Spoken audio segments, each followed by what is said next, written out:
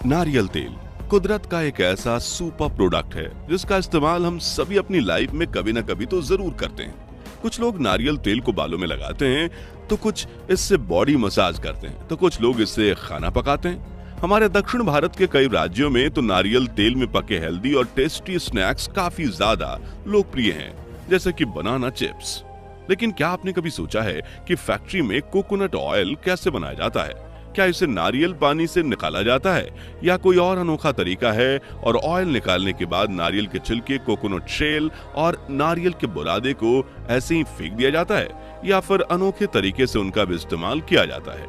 अगर आपके दिमाग में नारियल तेल के प्रोडक्शन से जुड़े कई सारे सवाल उठते हैं तो पूरा वीडियो जरूर देखिएगा, क्योंकि आज हम फैक्ट्री में कोकोनट ऑयल बनाने के प्रोसेस को बारीकी से देखेंगे।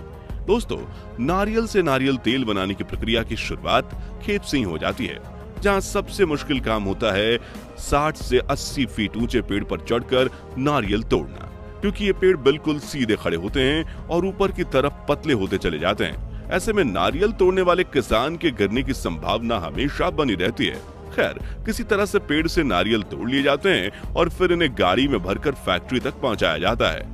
आपको बता दें कि इंडोनेशिया और फिलीपींस के बाद भारत दुनिया का तीसरा सबसे ज्यादा नारियल का उत्पादन करने वाला देश है, जबकि भारत में 4200 टन कोकोनट प्रोडक्शन के साथ कर्नाटक पहले, 3750 टन के साथ तमिलनाडु दूसरे और 3300 टन के साथ केरला तीसरे स्थान पर है, जिनके बाद आंध्र प्रदेश, वेस्ट बंगाल और उड़ीसा में भी नारियल का काफी उत्पादन होता है।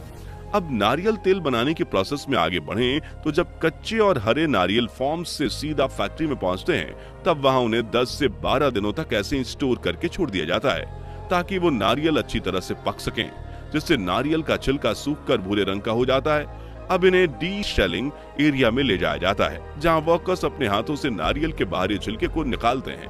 हालांकि इन छिलकों को यूं ही कूड़े की तरफ फेंका नहीं जाता, बल्कि इसके हक से रस्सियां बनाई जाती हैं। जी हाँ, वही रस्सी जिसके थोड़े नुकीले तने निकले होते हैं, लेकिन मजबूती गजब की होती है। इसलिए कई दशकों से भारत में इन रस्सियों का इस्तेमाल किया जाता है, लेकिन अब इसकी जगह प्लास्टिक की रस्सियों ने ले ली है। इसलिए इन छिलकों का इस्तेमाल अब खेतों में ऑर्गेनिक फर्टिलाइजर के रूप में होने लगा है। खैर, आप में से किस किस ने नारियल के छिलकों से बनी रस्सी का इस्तेमाल किया है, कमेंट्स में बताइए। चलिए अब फैक्ट्री में वापस चलते हैं और देखते हैं कि आगे की प्रोसेस क्या है। तो कोकोनट का छिलका उतारने के बावजूद इसमें अब भी एक मोटा सा कठोर ढांचा चढ़ा हुआ है, जिसे तोड़ने के लिए वैज्ञानिकों ने मशीनें तो बना डाली, लेकिन दुनिया भर की ज्यादातर फैक्ट्रियों में आज भी इसके लिए मैनुअल लेबर्स यूज में लाए जाते हैं, जिसमें वर्कर्स अपने हाथों से हथौड़ा चलाते हुए इन शेल को तोड़ते हैं और उनके काम करने की रफ्तार वाकई में काबिले तारीफ होती है। यहाँ एक दिलचस्प बात यह है कि नारियल के इन शेल्स को फेंका नहीं जाता, बल्कि इनका इस्तेमाल पावर प्लांट्स में ईंधन की तरह किया जाता है, क्योंकि ये काफी अच्छी तरह से जलने में सक्षम होते हैं। अब शेल से बाहर निकालने के बाद साबुत नारियल पर एक भूरे रंग का छिलका होता है। वर्कर्स इन छिलके को उतारकर नारियल को पूरी तरह से टकला कर देते हैं। अब इन्हें एक बार पानी से धोया जाता है, ताकि इसके ऊपर लगे शेल के नुकीले कण अलग हो जाएं और ये सॉफ्ट हो जाएं। फिर इसे 2 हिस्सों में काटकर नारियल पानी को निकाल लिया जाता है, जिसका इस्तेमाल आगे चलकर दूसरी प्रोसेस में होगा। दोस्तों, अब कटी हुई इस नारियल की गिरी को पानी की मदद से 3 बार अच्छे से धो लिया जाता है, जिसके बाद इन्हें कन्वेयर की तरफ आगे बढ़ाया जाता है, जहां कुछ क्वालिटी इंस्पेक्टर्स इसकी जांच करते हैं और खराब नारियल को निकालकर फेंक देते हैं। इन लाइन में जांच पूरी होने के बाद नारियल के टुकड़े उसी कन्वेयर पर आगे बढ़ते हुए एक कटिंग मशीन तक पहुंचते हैं, जो इन्हें गोल गोल घुमाते हुए बारीक पेस्ट में पीस देती है, जिसमें काफी नमी यानी मॉइस्चर होता है। लेकिन तेल और पानी की मिलावट को ज्यादा फायदेमंद नहीं होती, इसलिए इसे सुखाना जरूरी है। ऐसे में प्रोडक्शन लाइन की अगली मशीन अपना कमाल दिखाती है और कोकोनट के इस पेस्ट को पूरी तरह से मॉइस्चर सोख कर सुखा देती है, जिससे ये सूखे हुए बारीक पाउडर में तब्दील हो जाता है, जिसे हम नारियल का बुरादा नाम से भी जानते हैं। इसी के साथ शुरू होता है नारियल से तेल निकालने का आखिरी पड़ाव, जिसमें इस पाउडर को एक ऑयल एक्सट्रैक्टर मशीन में डाला जाता है, जो इस कोकोनट पाउडर पर काफी ज्यादा प्रेशर अप्लाई करके इसे स्क्वीज यानी कि निचोड़ने का काम करती है। इस मशीन के एक तरफ कोकोनट क्रीम निकलती है, तो दूसरी तरफ से पूरी तरह सूखा हुआ कोकोनट पाउडर। इस नारियल के बिल्कुल सूखे हुए बुरादे को पानी के साथ मिलाकर पशुओं को खिलाने में इस्तेमाल किया जाता है। अब कोकोनट क्रीम पर लौटे तो इस क्रीम को ऑयल बनाने के लिए इसके बाद फर्मेंटेशन की प्रोसेस से गुजरना होगा। आसान शब्दों में फर्मेंटेशन की प्रोसेस इस लिक्विड को ऑक्सीजन से एक्सपोजर करने की प्रोसेस है। इसलिए बड़े बड़े फर्मेंटेशन टैंक में अपने रिक्वायरमेंट के हिसाब से इस कोकोनट क्रीम को 24 से 48 घंटों तक छोड़ दिया जाता है। 2 दिन बाद जब आप वापस लौट कर देखते हैं तो इस क्रीम का रंग बिल्कुल बदल चुका होता है। अब चूंकि इसकी ऊपरी लेयर पूरी प्रोटीन से भर जाती है और इसके नीचे की लेयर में सिर्फ पानी होता है, क्योंकि ऑयल पानी से हल्का होता है इसलिए वो पानी के ऊपर तैरता है। यानी ऑयल की लेयर प्रोटीन और पानी की लेयर के बीच में बनती है। हालांकि इस ऑयल की लेयर को हम पानी और प्रोटीन से अलग करने की जरूरत है। इसके लिए डबल फिल्टरेशन प्रोसेस इस्तेमाल किया जाता है, जिसमें एक बड़ी सी मशीन इस ऑयल को अलग कर देती है और इस तरह से नारियल का तेल बनकर तैयार हो जाता है।